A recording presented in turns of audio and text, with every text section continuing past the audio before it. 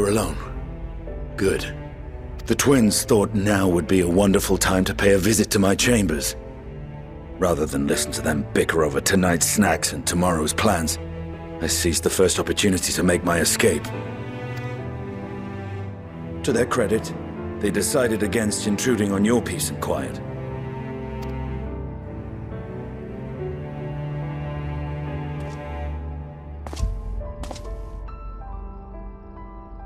Can all be a bit exhausting at times, can't it? I wasn't sure what to make of you at first. During the Dragon Song War, how quick you were to take up a cause not your own. But I came to see that is simply the way of you and yours. I will not pretend to understand this talk of ancient primals and the final days, but I trust in your judgment and choose to believe in your cause. You and Alphino have my lance, now and always. You'll need it. Rack and ruin looming on the horizon, calamity bearing down upon us. There's no place I'd rather be than here, standing shoulder to shoulder with friends on the front line. So do not hesitate to send me against your enemies.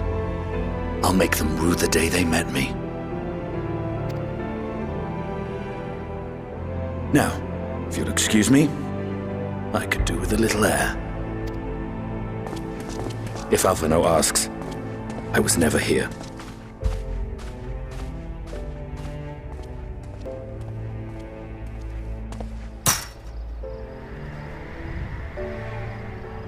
Until the morrow.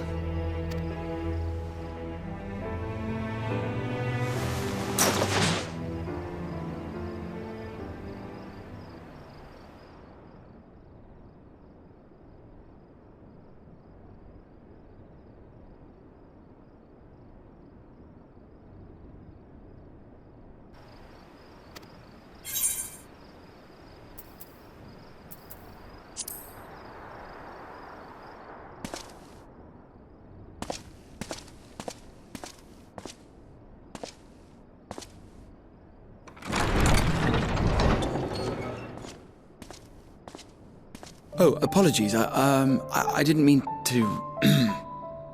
If you could spare a moment before bed. Thank you. I fear this may be the last quiet night we have to talk for quite some time.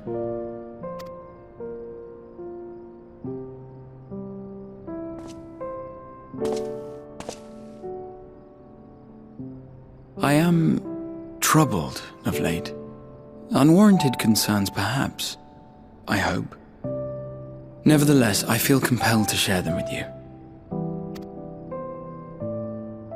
Though you have bested your enemies thus far, Xenos and even Zodiac, your victories have come at a considerable cost to yourself. No one is without their limits, and you are no exception.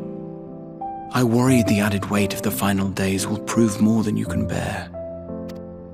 It is surely too much for any one man. But you needn't bear it alone. Let me share your burden. My, carrying capacity pales in comparison to yours, but I could still help. Shoulder the occasional satchel from your ever-growing mountain of, baggage. You have already done so much to help relieve me of mine own encumbrances. 'Tis only fair that I repay you in kind. Of course, it needn't be only troubles we share. Moments of joy may seem few and far between now, but there will come a time when we look back fondly on this journey. The inquiry at the Forum, our march through the snows of Garlemald, our impromptu dinner in this very room. All of it. And that is to say nothing of the journeys yet to come, to the ends of the world and beyond.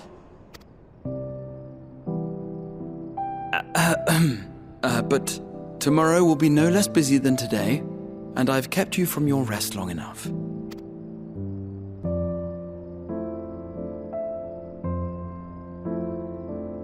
Sleep well, my friend.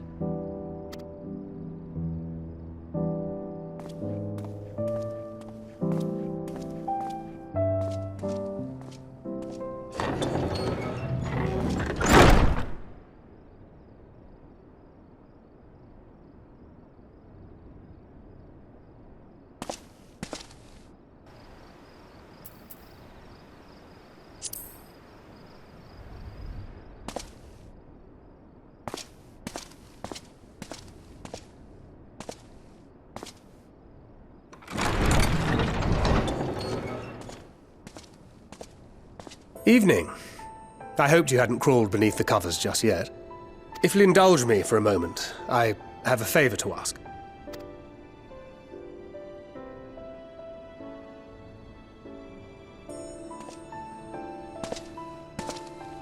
Don't worry. Nothing desperate or dire, if that's what you were wondering. Not yet. You know, we may have quite literally entered our final days. The ancients went so far as to call it that for a reason. If so, then everything we did for Reen, for the first, will have been meaningless. And I can't accept that. I just can't. My mind won't allow for the possibility. And that could be a problem. When we're in the thick of it, I don't know if I've got it in me to be pragmatic this time. To run, even if running's the right choice. The only choice. So if you see me turning a blind eye to the harsh reality, beat some sense into me, would you? I trust you and the other scions with my life. And I'd like to think the feeling is at least occasionally mutual. And I never forgive myself if my stubbornness put them in danger. Gods, listen to me. Beginning to sound like the father I never had. So, can I count on you to keep me in line? I can think of no one else more eminently qualified.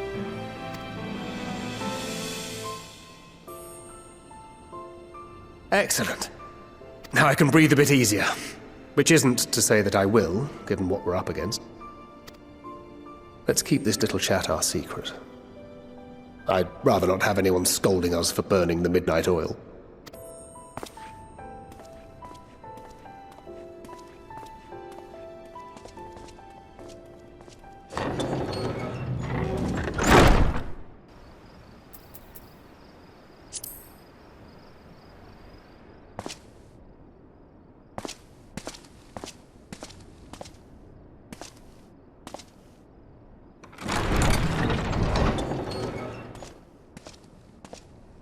You're still awake. Good. Might I trouble you to stand still for a moment?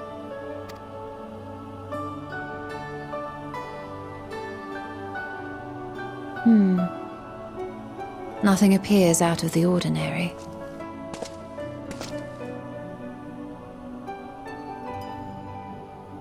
A precautionary measure. You will recall that serving as a vessel for abundant light in the First very nearly ended poorly. In your recent battle on the moon, you were almost certainly exposed to similar, if not greater, forces. Fortunately, from what I can see, you and your ether are none the worse for wear. Would that Reen were here to confirm my assessment. To think you actually found yourself in a direct confrontation with Zodiark. As if Xenos gallivanting about in your body was not misfortune enough.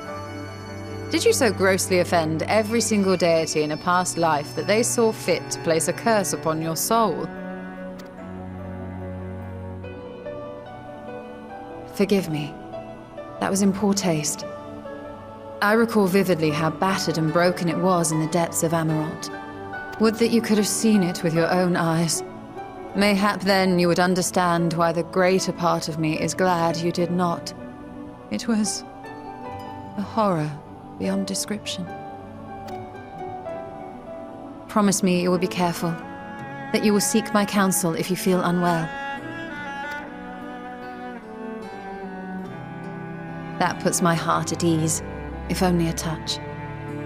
I suspect it will grow colder as the night wears on, so do be sure to stay warm. Sleep well, May the shadows keep you.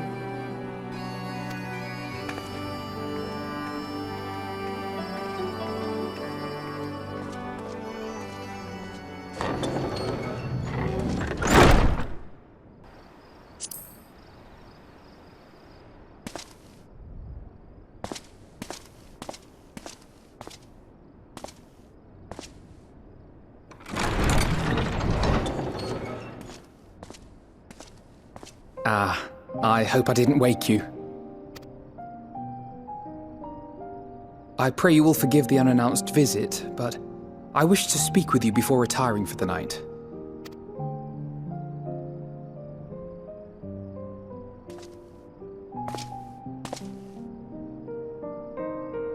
About Garlemald, and the time we spent with the people of Tertium.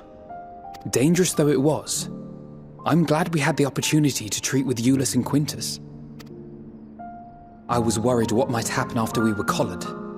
If they attempted to restrain you too. If they succeeded. Once more, I put you in harm's way. And for that, I must apologize.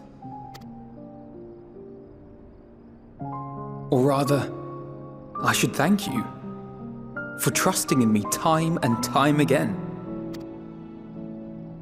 After all our journeys together, I dare say I've used every expression imaginable to convey to you my gratitude. Nevertheless, I hope these words of mine still carry some small weight. Tomorrow, our fight continues. Mayhap it would have been better to seek you out after we have true cause for celebration. But having mustered the courage to stand up to Father and achieve a personal victory of sorts, I wanted to carry on in that spirit before my nerves got the better of me. The hour grows late, and you doubtless tire of my ramblings. I have a letter for Orenvold to finish, but we'll be off to bed shortly. Sleep well.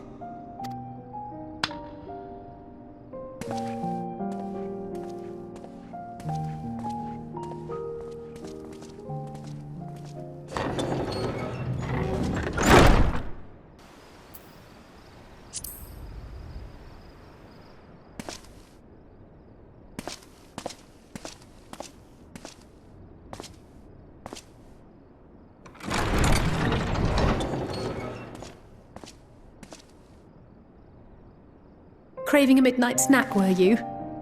I did consider bringing a few sweets, but decided this wasn't an appropriate occasion.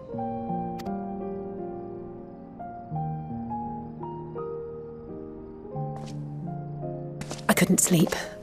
Had a few things on my mind. I know it's late, so I'll try not to talk your ear off. It's Xenos.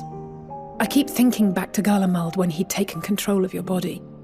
An altogether terrifying experience, to say the least, and one that served as a harsh reminder. No one, no matter how strong or quick or clever, is invincible. Not even you. And as much as it might seem at times that you are, one misstep, one mistake, and that's that. Which is why, even though I know you've heard it 1,000 times before, I'm going to tell you to take better care of yourself. Because you really, really should. It goes without saying that we're all committed to this fight. But that doesn't mean that we need to throw our lives away. You know how I feel about noble sacrifices. Right, that's settled. We'll be keeping the acts of gratuitous bravado to a minimum. When I looked Father in the eye and swore we'd find a way to avert this tragedy, it wasn't a promise just for him. It was a promise for you, too.